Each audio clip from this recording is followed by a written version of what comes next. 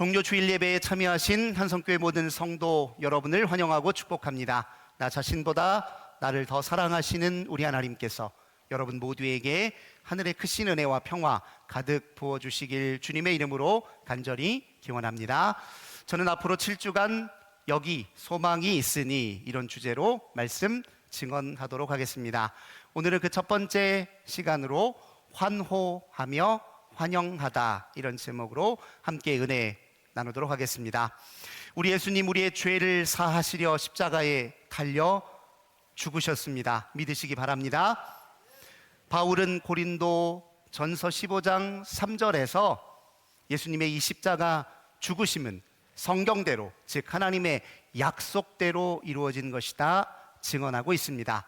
성경대로, 약속하신 말씀대로 그리스도께서 우리 죄를 위하여 죽으셨다, 이 진실을 분명포해 주고 있습니다. 히브리서 기자는 10장 12절에서 이렇게 고백합니다. 오직 그리스도는 죄를 위하여 한 영원한 제사를 드리시고 하나님 우편에 앉으사. 우리 예수님의 십자가 죽으심은 우리 죄를 사하기 위한 죽으심임을 성경은 한결같이 고백하고 있습니다. 이것은 레위기의 속죄 제사의 의미를 반영하여 고백한 고백이라고 할 수 있습니다. 레위기의 속죄 제사는 우리가 잘 아시는 것처럼 죄되고 속된 우리가, 죽음의 세력에 물든 우리가 어떻게 거룩하신 하나님 앞에 가까이 나아갈 수 있을까? 그것은 하나님이 마련해 두신 속죄의 제사를 통해 주를 가까이 할 수 있다, 이런 메시지를 담고 있지 않습니까? 마찬가지로 우리 예수님, 우리가 하나님께로 갈 수 있는 길을 열어주시기 위하여 십자가에 당신 목숨을 내어 주셨습니다. 그러나 레위기의 속죄 제사와 예수님의 십자가 영원한 제사는 질적 차이가 있습니다. 레위기의 속죄 제사는 우리가 율법을 범했을 때, 죄를 지었을 때 그때마다 매번 드려야 하는 불완전한 제사였습니다. 그러나 우리 예수님께서 십자가에서 우리에게 베푸신 제사는 완전한 제사요, 영원한 제사입니다. 단번에 우리의 모든 죄를 온전히 씻으시고 우리를 자유케 해주신 제사입니다. 또 레위기의 속죄 제사에서 다루고 있는 죄와 우리 예수님께서 십자가에서 우리에게 자유케 해주신 그 죄는 성격이 좀 다릅니다. 레위기에서 말하는 죄는 그때 범하는, 율법을 범하는 불순종의 죄를 의미하는데, 우리 예수님이 우리에게 자유케 해주신, 속죄해 주신 그 죄는 무엇을 뜻하냐면 우리의 개개의 죄의 뿌리에, 근저에 작용하고 있는 근원적인 죄를 속죄해 주신 것입니다. 우리는 그걸 원죄라고도 표현하죠. 예수님은 우리의 원죄를 사해 주신 것이고 원죄로부터 자유케 해 주신 거예요. 원죄가 무엇인데요? 하나님 없이 스스로 하나님이 되려고 했던 그 교만으로 인해 하나님을 멀리하고 등지고 우리가 하나님과 분리되어 살았잖아요. 하나님과 분리되고 단절된 상태로서의 죄가 원죄입니다. 우리 예수님은 영원한 제사를 통해서 우리를 그 원죄로부터 사해 주신 것이고 그 원죄로부터 우리를 건져 주신 것입니다. 그런 의미에서 예수님의 속죄는 하나님과의 화목이요 화해다, 이렇게 표현할 수 있습니다. 바울도 그렇게 고백합니다. 로마서 5장 10절에 바울은 우리가 원수 되었을 때 그의 아들의 죽으심으로 말미암아 하나님과 화목하게 되었은즉 화목하게 된 자로서 그의 살아나신 구원을 받을 것이라, 이렇게 얘기합니다. 우리는 속죄하면 죄사함만 떠올리기 쉬운데 속죄의 궁극적 의미는 하나님과의 화목에 있습니다. 죄사함은 하나님과의 화목을 위한 중간 과정이에요. 하나님과의 화목을 위해 하나님이 우리에게 주신 구원의 방편입니다. 우리 예수님의 십자가 죽으심은 하나님과 우리 사이를 다시 화목하게 하시려는 죽으심입니다. 영어로 속죄가 atonement인데요. 이거를 분절시켜서 표현하자면 at이라는 전치사, 그리고 one이라는 명사, 그리고 상태를 뜻하는 mont라는 단어를 이렇게 세 개의 단어로 구성되어 있어요. 이걸 분절시켜서 그 의미를 이야기하자면 하나됨이에요. 하나된 상태. 그러니까 속죄는 하나님과 우리의 하나된 상태를 의미합니다. 우리는 그래서 이렇게 다시 고백할 수 있습니다. 우리 예수님은 하나님과 단절되어 살던 우리가 하나님과 다시 화해할 수 있도록 십자가에 당신 목숨을 내어 주셨습니다. 이렇게 고백할 수 있습니다. 그런데 왜 꼭 죽으셔야만 했나요? 다른 방법은 없으셨습니까? 우리 이런 의문 가질 수 있잖아요. 왜 꼭 죽음이어야만 하나님과 우리가 화목될 수 있냐고요. 그런데 이 질문 잘못됐습니다. 왜 잘못됐느냐? 누가 주님을 십자가에 죽게 했는데요? 누가? 우리가 주님을 십자가에 못 박았는걸요? 우리가 십자가에 못 박아놓고 왜 죽음으로만 화목을 이룰 수 있냐라고 묻는 건 사실 모순입니다. 어떤 분들은 그래요. 아니, 예수님은 2000년 전에 오셨던 분이고 우리는 지금 2025년, 우리가 언제 예수님을 십자가에 못 박았습니까? 언제 우리가 예수님을 죽음으로 내몰았습니까? 이렇게 반문하시는 분도 있을 수 있습니다. 그러나 2000년 전에 예수님을 십자가에 못 박았던 사람들의 그 못된 마음, 그 병든 마음, 그 찢어지고 부서진 마음, 오늘 우리에게도 그대로 있잖아요. 우리가 2000년 전으로 되돌아가서 그때 그 현장에 있었다고 가정해 보세요. 우리도 똑같이 예수님을 십자가에 못 박으라 외쳤을 것입니다. 우리 예수님의 마지막 재판을 한번 떠올려 보세요. 우리 예수님의 마지막 빌라도가 주재하는 재판이었습니다. 빌라도는 로마의 총독으로 와 있었던 사람이죠. 빌라도 총독 재판에 예수님과 또 다른 죄수들이 함께 있었습니다. 마침 그날은 6월절이에요. 6월절에는 죄수 하나를 방면하는 관례가 있었습니다. 빌라도는 재판 현장에 참여한 모든 무리들에게 이렇게 물었어요. 여기 죄수 중에 바라바가 있고 예수가 있는데 6월절 죄수 방면의 관례에 따라 내가 누구를 놓아주면 좋겠습니까? 라고 무리들에게 묻습니다. 바로 그 재판 현장으로 우리가 타임머신을 타고 그 현장에 갔다고 한번 가정해 보겠습니다.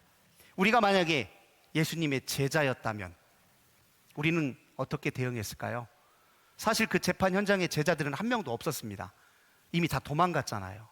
예수님 붙잡히는 순간 도망갔고 몰래 뒤따라오던 베드로마저 부인하고 목숨 건지려고 도망했습니다.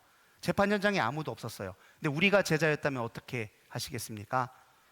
다른 사람 다 버리더라도 나는 그럴 수 없지 하고 그 재판 현장에서 손들어 예수님 죄가 없으십니다라고 외칠 자신 있으십니까? 저는 없어요. 저 못할 것 같아요. 12제자 중에 한 명이었으면 제가 아마 제일 빨리 도망갔을 것 같아요. 우리 성도님들은 어떠시겠습니까? 또 만약에 제자가 아니라 그 중에 재판 현장에 대제사장과 장로들이 있었어요.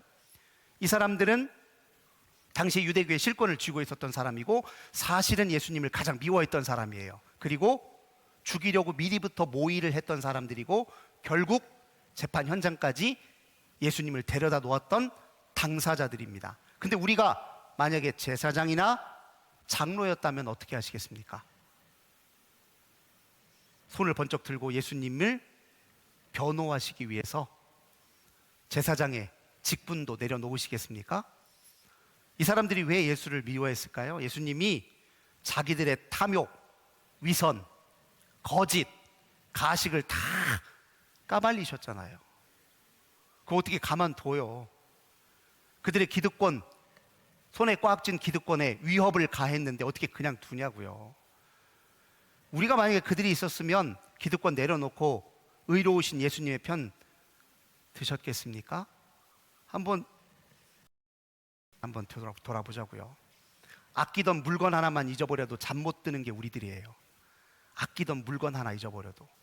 그런데 당대 최고의, 유대인들 사이에 최고의 권력과 기득권을 쥐고 있어요. 그거 내려놓고 예수님 편 들 수 있었겠습니까? 안 돼요. 그럼 무리들, 재판 현장에 많은 유대인 무리들이 있었습니다. 그들 중에 내가 한 사람, 그들 중에 섞여 있는 내가 누군가라고 한번 가정해 보세요. 이 사람들이 어떻게 했는지 아십니까? 빌라도가 그들에게 바라바를 놓아줄까 예수를 놓아줄까 했을 때 그들은 예수를 놓아주라고 얘기했어요. 물론 그 배후에 대제사장과 장로들이 있었습니다. 무리들을 종용했어요. 바라바를 놓아주라고 얘기하라고. 그러자 빌라도가 이렇게 이야기합니다. 그럼 예수는 어떻게 하면 좋겠소? 이렇게 물었습니다. 그때 무리들이 뭐라고 한지 아십니까? 십자가에 못 박아야겠습니다. 이렇게 얘기해요. 언제 예수님이 자기들에게 원수처럼 굴였다고, 십자가에 못 박아야 되겠다라고 그렇게 큰 소리로 외쳐댔습니다. 무리들이 다 그렇게 외치는데 나라고 용기 있게 손들어가지고 예수님 무죄예요 라고 말할 자신이 있으십니까? 거기 있는 사람들 대부분 다 뭐라고 생각했냐면, 야, 저 사람 괜찮은 사람인 줄 알았더니 저렇게 무능해? 어떻게 자기를 위해서 한마디 변호 한마디 못하는 저렇게 무능했던 사람인가? 에이, 알고 보니까 사실 죽을 만한 죄가 있었던 것 아니야? 죽을 만한 짓을 저질렀으니까 이 자리까지 왔겠지. 뭐 그러면 죽어야지 벌 수 있어? 무리들이 다 그렇게 생각했다고요. 근데 나라고 그 자리에 현장에 있으면 나라고 다른 사람과 다르게 대응할 수 있었겠냐고요. 저는 못할 것 같아요. 빌라도, 우리가 만약 빌라도였다면요, 좋았겠지요.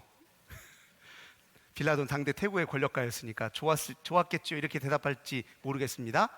빌라도였다면 어떻게 했겠냐고요. 빌라도가 어떻게 하냐면, 이 무리들이 십자가에 못 박아 죽여야 됩니다 라고 대답했을 때 빌라도의 반응이 재밌습니다. 이 사람이 도대체 무슨 악한 일을 저질렀길래 그렇게들 얘기하시오.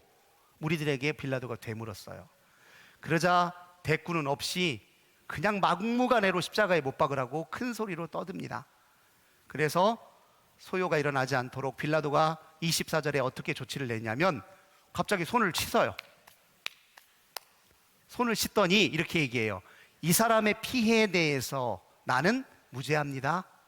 이렇게 얘기해요. 당신들 때문에 내가 죽이는 거예요. 내가 죽이고 싶어서 그런 게 아닙니다. 당신들이 십자가에 못 박으라고 이렇게 큰 소리로 외쳐 내가 죽이는 거예요. 나 이 사람의 죽음과 나는 무관합니다. 이렇게 대답을 했다고요. 왜 그랬을까요? 실제로 빌라도가 예수님이 죄가 없다는 것을 당연히 알았죠. 하지만 그렇다고 해서 예수님의 편을 들 생각은 조금도 없었습니다. 왜냐하면 빌라도는 이미 다 보고를 들어서 알아요. 예수님의 가르침과 행적이 지니고 온 세상을 뒤엎어버릴, 전복시킬 어마어마한 힘과 권능이 그 안에 있다는 걸 알고 있었어요. 내버려 두면 로마의 치세에 도움이 안 된다는 거 알고 있었습니다.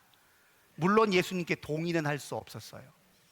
하지만 받아들일 수 없었기 때문에 잘됐다 속으로 생각했을 겁니다.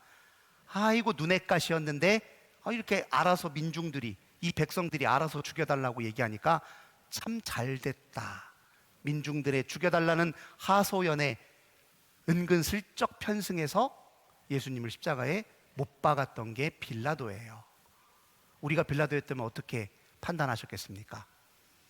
위험인물이라는 것을 아는데도 불구하고 그의 무죄를 변호하시겠습니까? 그것도 어렵습니다. 사실 정직하게 우리 자신을 당시 상황으로 데려다 놓으면 우리도 그들처럼 똑같이 예수님을 십자가에 못 박으라 동조했을 것입니다. 그게 정직한 우리들이에요. 그러니 우리 모두는 사실 예수님을 십자가에 못 박은 공범입니다. 그런데 예수님은 어떻게 하셨느냐? 예수님이 이상하게 한마디 자기 변호가 없어요. 다 받아들이세요. 수치와 조롱, 모진 고통을 다 다 담아내세요. 심판하시고 정죄하셨습니까? 그분의 신적 권능과 초월적 물리력으로 제압하셨습니까? 아니에요. 그냥 다 받아들이셨어요. 왜요? 딱 한 가지 이유 때문에 그렇습니다. 죄인을 사랑하시기 때문에. 그 이유 말고는 없으세요. 사랑하시기 때문에 다 받아내시고 다 담아내신 것입니다. 자녀 키우실 때 한 번 이런 경우 없으세요? 내가 내 자녀 실수하고 못나고 어리석게 굴어서 내가 내 자녀 잘못 뒤집어 써서 다른 사람한테 험한 소리도 들어보고 무릎도 꿇어보고 이런 경험 있으신지요? 부모는 그렇잖아요. 자기 자녀 잘못 자기가 다 뒤집어 쓰는 게 부모예요. 예수님이 사랑하셨기 때문에 심판과 단죄가 아니라 다 뒤집어 쓰신 겁니다. 다 드러내신 거예요. 아무것도 변화하지 않으니까 뭐만 드러나냐면 주님의 사랑만 오롯이 드러나요. 그리고 우리가 얼마나 못난 사람인지가 동시에 드러나요. 그분을 그렇게 모질게 대할 만큼 우리는 어리석고 그 모든 걸 다 담아낼 만큼 그분은 사랑이 너무 깊으신 분이에요. 그게 바로 예수님의 십자가 고난 현장에서 나타난 일입니다. 그걸 받아들이고 그 사랑을 온전히 인지해야 우리가 구원을 받는 것입니다. 그래서 예수님은 우리 때문에 죽으셨고 동시에 우리를 위해서 기꺼이 죽으셨어요. 우리 때문에 죽으시기도 하셨고 기꺼이 우리를 위해서 죽으시기도 하셨습니다. 근데 왜 하필 십자가일까요? 죽는 방법도 많을 텐데 왜 하필 십자가냐고요?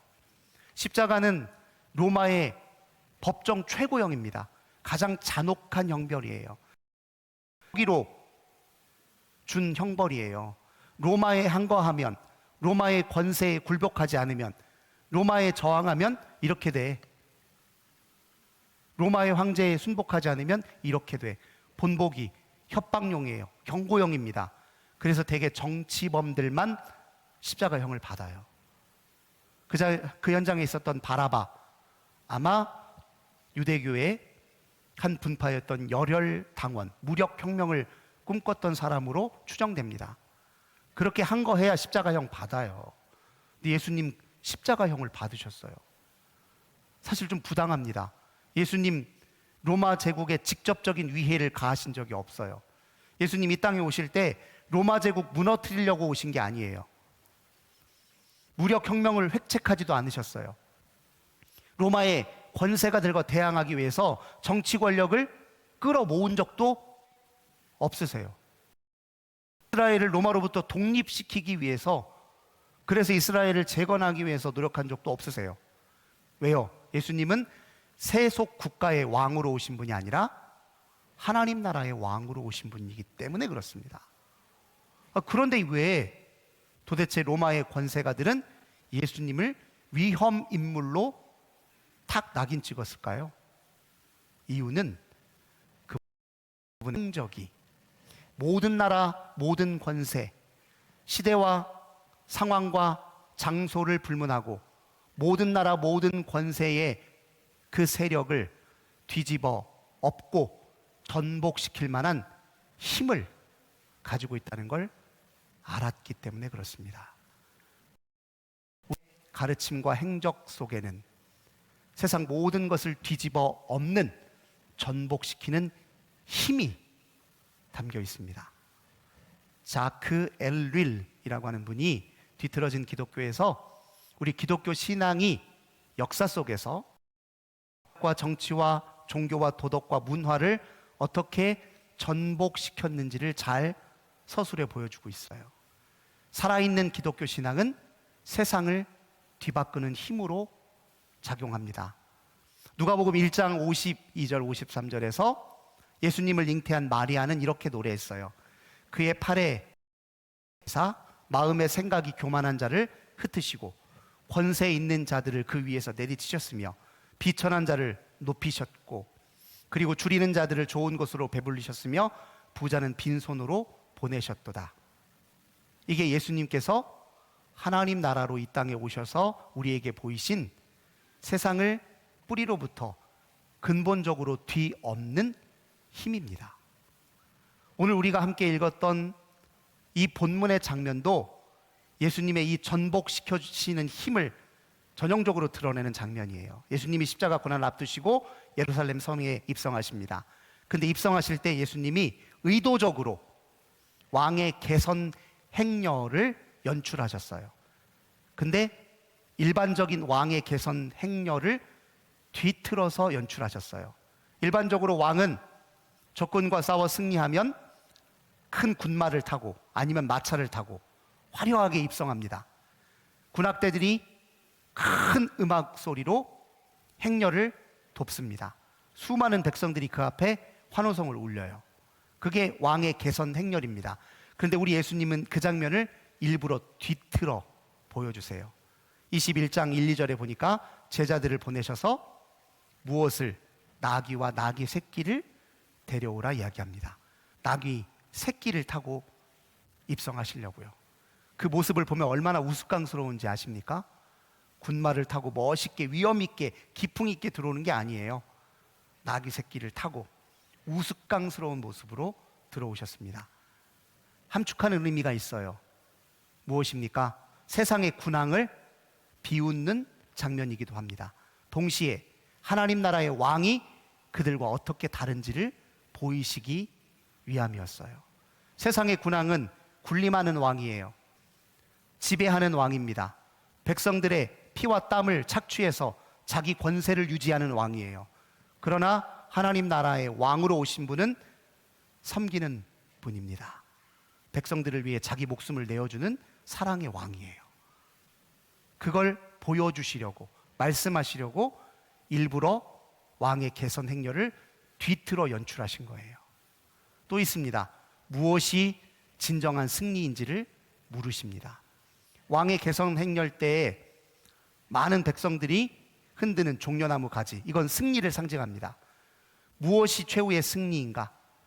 무엇이 죽음의 권세로부터 우리를 건져내주는 진정한 승리의 길인가? 예수님 우리에게 말씀하십니다. 권세와 무력과 힘이 아니라 사랑과 공의에, 하나님의 자비하신 통치에 바로 승리가 있다는 걸 이렇게 보여주셨어요. 가만히 보니까 예수님의 전생의 모든 가르침이 다 이렇게 세상의 주류, 세상의 주된 생각, 세상의 주된 삶의 방식, 세상의 지배자와 피지배자 사이에 나타나는 온갖 양상을 다 둘러엎는 말씀으로, 다 둘러엎는 가르침으로 가득 차 있었어요. 이걸 로마의 권력가들이 알았죠. 그래서 십자가에 못 박았습니다.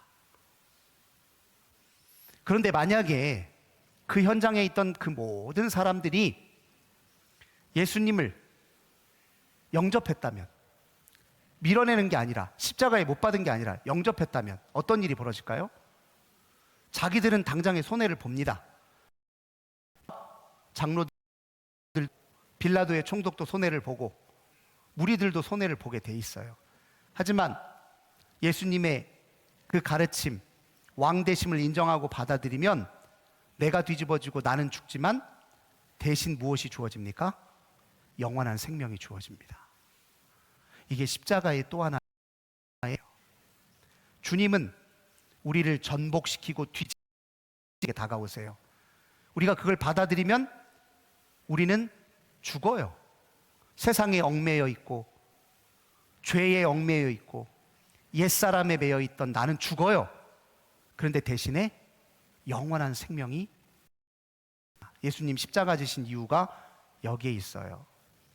십자가, 그것은 우리의 잔혹성을 드러내주는 수단이면서 동시에 우리도 예수님처럼 죽어야 영원한 생명을 누릴 수 있다는 메시지입니다. 그래서 예수님 십자가, 이거 받아들이는 일, 그게 신앙의 핵심입니다. 근데 쉬운 일 아닙니다. 예수님이 예루살렘 성을 입성하실 때 종려가지를 꺾어서 길에 깔고 흔들었던 그 무리들이 며칠 안 지나서 금요일 재판 때 뭐라고 얘기합니까? 예수님을 십자가에 못 박으라고 얘기했어요. 환호하던 사람들이 못 박으라고 얘기했다고요. 환호성을 외쳤던 사람이 죽이라고 소리를 질러댔다고요. 우리도 그럴 수 있습니다. 잠깐은 예수님을 환호할 수 있지만 언제라도 등을 돌릴 수 있는 게 나약한 우리들이에요. 그랬고 왜 등을 돌렸을까요? 우리는 왜 환호하고 때로 등을 보입니까? 예수님이 환호할 만한 선물 보따리를 잔뜩 안겨다 주면 박수치면서 환호하겠죠. 그런데 만약 내가 가지고 있던 것, 움켜쥐고 있던 것, 의지하고 있던 것, 내 마음의 보화처럼 여기던 것을 손에서 빼앗아 가시면 어떻게 하시겠습니까? 그때도 환호하시겠습니까? 등을 보일 수도 있지 않습니까? 나를 뒤 흔들어 불편하게 하고 뒤 흔들어 놓고 그런 말씀과 교훈으로 우리에게 다가오시면 그때도 박수치며 환호하시겠냐고요. 그러니 우리가 그 무리들처럼 언제라도 환호해서 목숨을 내놓으라고 이렇게 엉뚱한 소리를 내뱉는 사람으로 우리도 그렇게 손바닥 뒤집듯이 뒤집을 수 있는 사람들입니다. 그걸 인정하고 그걸 또 보고 자각하고 또 회개해야 그럼에도 불구하고 우리를 사랑하시는 주의 사랑을 더 깊이 자각하고 받아들일 수 있습니다. 여기에 진짜 희망이 있습니다. 우리가 애타는 심정으로 움켜쥐고자 하는 그 세상 것이 우리를 구원 못합니다. 우리가 고집하고 있는 우리 자신, 집착하고 있는 우리 생각, 우리 노력, 우리 의지, 우리 계획, 이게 우리 구원 못합니다. 오직 우리를 사랑하시기 위해 자기 목숨 내어주신 주님만이 우리를 구원하실 수 있습니다. 사랑하는 성도 여러분, 우리 이미 다 예수님 앞에 환호성을 지른 사람들이에요. 예배를 시작할 때 찬송으로 시작했습니다. 그러나 온전히 우리 중심으로 주님을 환영하는 믿음의 성숙이 일어나야 됩니다. 잠깐의 환호가 아니라 진정한 환영, 나를 전복시키는 뒤집어 엎는 그 힘을 수용하는 성숙한 믿음이 되어야 됩니다. 솔직히 우리 아직 예수님보다 돈과 성공이 앞서지 않습니까? 예수님 신앙은 버려도 돈은 못 버리잖아요. 교회는 못 나와도 성공은 포기 못 하시잖아요. 근데 주님 그것 뒤집어 엎으십니다. 뒤집어 엎으세요. 이제 그거 받아들일 때가 됐습니다. 우리 앞서 있어요. 언제 우리가 주님 우리 인생에서 앞세운 적이 얼마나 있습니까? 늘 앞서서 갔지요. 주님 나 이거 원하니까 주님 도와주세요. 나 이거 꼭 해야 되니까 주님이 힘 주세요. 주님이 뭘 원하십니까? 제가 어떻게 하는 게 주님께 기쁨이겠습니까? 언제 우리가 물었냐고요. 근데 주님 그거 뒤집어 엎으시려고 우리에게 오신대요. 전복시키려고 우리에게 오신대요. 이제 주님 앞세우는 삶으로 우리 자신을 내어 맡길 때도 됐습니다. 환호가 진정한 환영으로 뒤바뀌어야 그게 진짜 영원한 생명을 누리는 길입니다. 인정하고 싶지가 않아서 주저하고 있을 뿐이지 길은 명확합니다.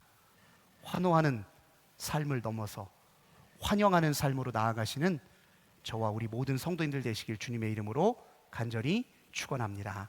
좋으신 주님, 예수님을 환호하되 우리를 뿌리로부터 뒤집어 엎고 전복시키는 그 힘을 받아들여 나는 죽고 주 안에서 다시 사는 놀라운 생명을 진정으로 누리게 하옵소서. 예수님의 이름으로 간절히 기도드립니다. 아멘.